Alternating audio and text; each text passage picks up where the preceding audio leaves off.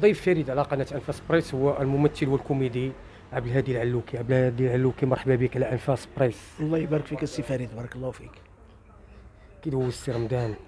واش صافا. مبروكه؟ الله يبارك فيك، بارك الله فيك، واش مبروك عليكم، على الجمهور كامل ان شاء الله، ونتمنى من الله سبحانه وتعالى هذه الحلقه تدوز خفيفه على الجمهور. كي جاتك التجربة مع صلاح وفاتي؟ بصراحه صلاح وفاتي تجربه، بالنسبه لي انا واحد، كيف كيقولوا بديك اللغه الخشب، قفزه نوعيه. علاش؟ انا حتى قديم في الميدان وسيرتو ستاند اب، وطاليس كيرجع ليه الفضل انه عيط ليا لانه كيعرفني منذ فتره كبيره وطويله. وشخصتي الدور ديال الطاشرون، آه، يعني في ديك الحلقة ضربك الضوء، هزك الماء، كلتي البوصلانة، يعني سخسختي في ديك جوج حلقات.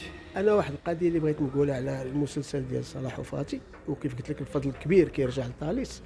طاليس اللي هو عبد العالي المهر، عنده واحد لينيرجي زوينه، وهذيك لينيرجي راه ما كيخليهاش لراسو، كيبارطاجيها مع ليكيب كامله، سواء لي تكنيسيان، سواء لي كوميديان، سواء كلشي كيبارطاجي معاه. وانا هضر معايا مني ليه، قال لي اخويا الهادي كنعرفك مزيان وكيحترمني وكنحترمو، انا كنقدرو بزاف كاع، وعطاني واحد المساحه كبيره. ماشي سهله ان صلاح وفاتي سلسله معروفه، سلسله مشهوره ديما في الطوندونس، ويعطيك فيها جوج حلقات في رمضان، يعني يعطيك الحلقه 9 والحلقه 10 تلعبها كامله، يعني كيف كيقولوا بطوله مشتركه. انا زعما اكن له كل الاحترام، وهذا الخير ما عمرني ننساه ليه، بصراحه ما عمرني ننساه. كي كانت أجواء ديال التصوير؟ انا كنتمنى من الله سبحانه وتعالى التصوير يكون نفس الاجواء، يكون في كاع لي زيميسيون اللي كيشاركوا فيهم، كاع باش السلسلات. كاع السلسلات. انا باش نرجع معاك لواحد السلسله كنت شاركت فيها، دازت التلفازه وبلا ما نقول الاسم ديالها، كان المخرج وكان مساعد المخرج، وانا كان عندي واحد الدور صغير، واحد الباساج صغير وما كيعرفنيش، وجاو تعامل معايا واحد التعامل اللي ما هواش، وانا حبست والله القسم، اللي حبست في التصوير ما بقيتش كملت. حتى من بعد عاد عرفني واحد البطل ديال الفيلم تو بدون ذكر اسماء، وجا عنقني وباسني وقال لي اخويا اسمح لينا احنا ما عرفناكش. قلت له لا ماشي بالضروره خصني نقول لك شكون انا باش تحتارمني. قلت لي اي واحد جا بغى يخدم احتارمه. علاش؟ حيت لي كوميديان كاين اللي كيبدا كاين الديبيت كارير ديالو، ولكن من بعد راه يكون عنده اسم كبير، سواء كبير في لاج ولا صغير في لاج، ولكن الفن ما عندوش لاج.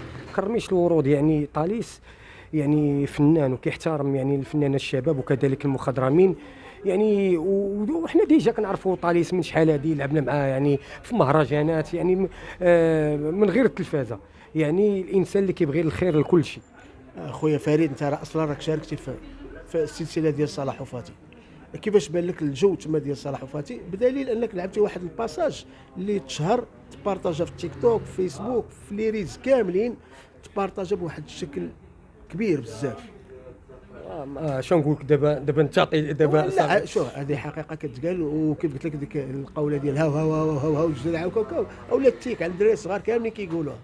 وكانت تجربه زوينه بزاف يعني وكنشكر طاليس اللي دار فيا الثقه وعطاني يعني ديك لي رول ديال مول الزريعه اللي غيلقى عنده السي في ديالو، وهذه يعني فيها واحد الرساله كبيره.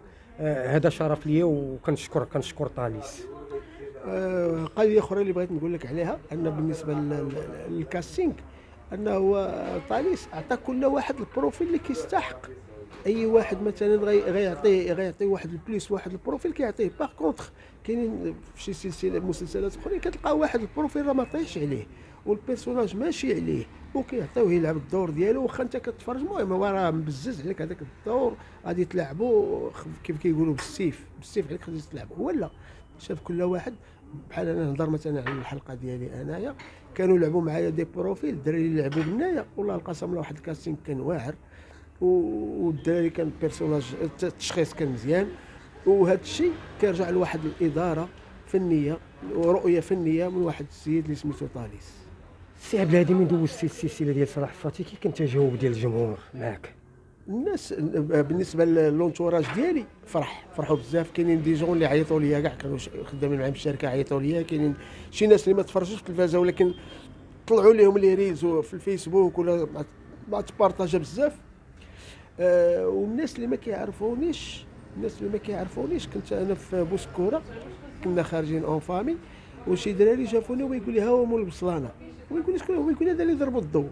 وكان ما عرفنيش، الوالده ديالو قالت لي راه هذا هو السيد، وما يجيو تصوروا معايا. المهم ربحنا معاهم واحد شويه، جابوا لنا التمر التمر الله يوسع، جابوا لنا التمر وكيك والحليب. لا لا فرحوا بينا صافي، وكان جو زوين. اخر كلمه للجمهور ديال عبد الهادي العلوكي. انا غادي نعطي جوج كلمات، انا كنعطيك الكلمه للجمهور، لان الجمهور راه ما يمكنش انك تغمق عليه. الا كاين شي واحد عنده ودارني هارمونيت، واحد السيد كيخدم في واحد المجال ديال الخياطه، وخوه ما كيعرفنيش، هو يقول لي هذا السيد هذا قال لي والله الا كنعاود الحلقات ديالو، ما قلت لي ما كنتش نسحبوا، راه الصديق ديالك اللي كيقولوا راه اللي عنده. والكلمه الاخرى اللي غادي نقولها للمخرجين والناس ديال الكاستينغ، ان اللي كيستحق شي حاجه يعطيوها ليه، ما يبقاش باك صاحبي، ما تكونش مول الكاله ما تكونش الكاله. ما تكونش الكاله، وكل واحد يعطيو لكل ذي حق حقه. تحياتي وشرفتيني على انفاس. شكرا بزاف خويا فريد.